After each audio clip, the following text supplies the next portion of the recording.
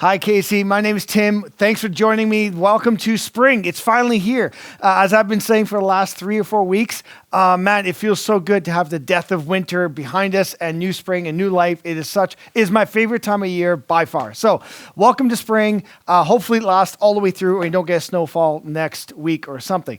As always, just want to give you a quick update what's happening here at the church, what's happening with finances, and then give you an update kind of what's happening moving forward. So with that all to say, we're going to cut over to Diane, who's going to describe for us how the last Alpha season went, the winter cohort went this season, and God has been doing. It's incredible stuff. So I'm going to let her share as to what's been happening.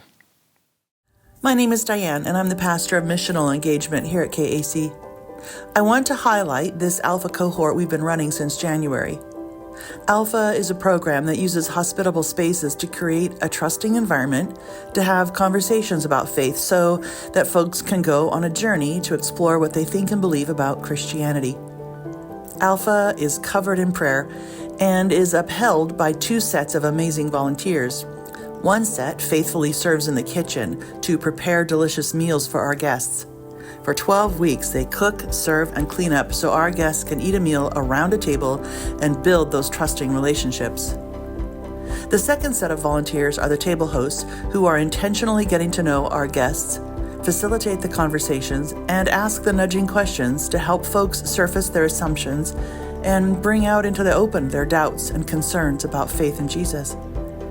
This has been an encouraging cohort, which has included a new venture of running an Alpha in the virtual reality space.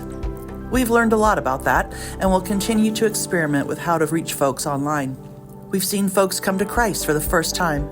We've walked with folks who are coming with an infant faith, who are hungry to learn about how a relationship with Jesus has transforming power. We also walk gently with those who arrive at Alpha angry at God, or confused about how Christians can believe in a God who allows suffering in the world, or who have been wounded by the church and her people.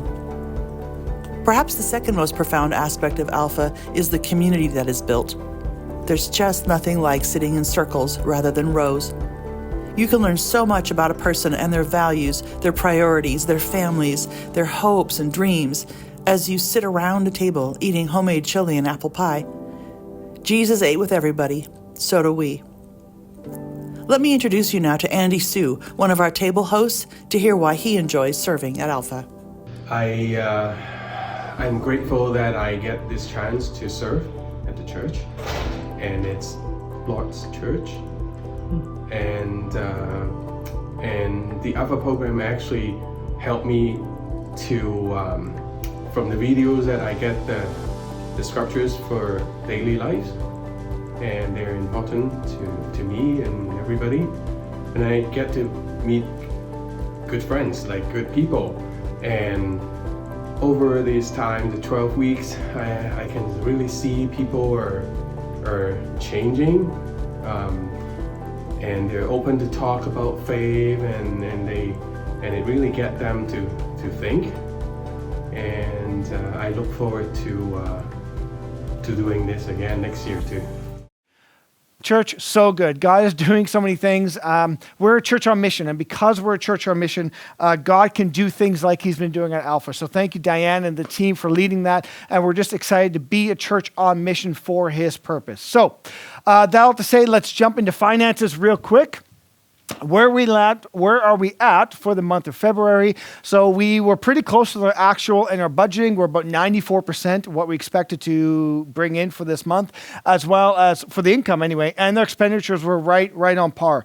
So we still have some costs coming in for Easter, or from Christmas, some future costs for Easter. So the numbers kind of play around, but we kind of balanced out for the month of February, which is pretty amazing. Okay, so what does that mean for the year to date? Now, budgeting, we're actually a little bit lower. So we're actually about 108%, 106% year to date of our budget. And our expenses are a little bit lower than what we expected as well. Now, where is this massive shortfall in the bottom? We were budgeting for $141,000, but we're actually at a $15,000 shortfall. If you remember from last month, what I was saying to you then is last year was really an abnormal year in that because of all the fluctuations in the markets and COVID even, all those things piled together. When we look at last year, it wasn't a very regular year in giving, what the normal trend is giving. So when we budgeted this year, we actually were budgeting against last year rather than previous years. And so last year, if you remember, we came into December and we were lower than we're giving, but for January, February, March, and April, our giving actually really, really increased. And so again, this is where some of the math doesn't always work out the way you want it to. But basically, at this time last year, we were at a pretty big deficit and we were increasing. And so that's where our budget was looking like. But rest assured, when you look at the actual numbers from where we are year to date, it actually mimics very closely with previous 2, 3, 4, 5 years ago. So we're back to normal trending. And so next year's budget should reflect kind of the normal trends of church as we move forward. But that all to say, we are still 13% higher than last year's giving. So if you remember, our budget was actually a faith budget this year. We actually believed that God was going to give us a 6% increase over last year, which is a faith number. And he's exceeded beyond that because we're at 13% higher. Our expenses are a little bit higher than last year as well. And that only makes sense because of inflation and how things are going. And so overall, we're in a really good spot for where we expect to be for this year. So God's been faithful, he's been good, and we're going to keep watching these numbers as we go and as we tighten up the budgeting process for next year.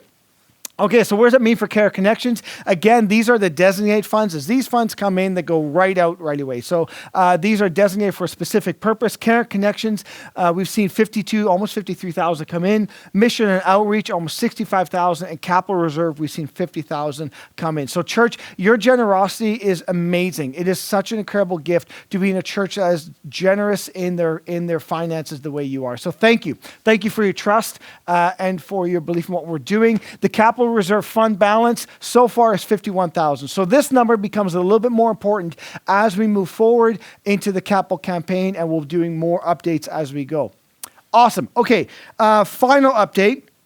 I'm going to transition you over to the youth. The youth did an event, some sort of Mayhem event, and they're going to talk about it right here for the month of March.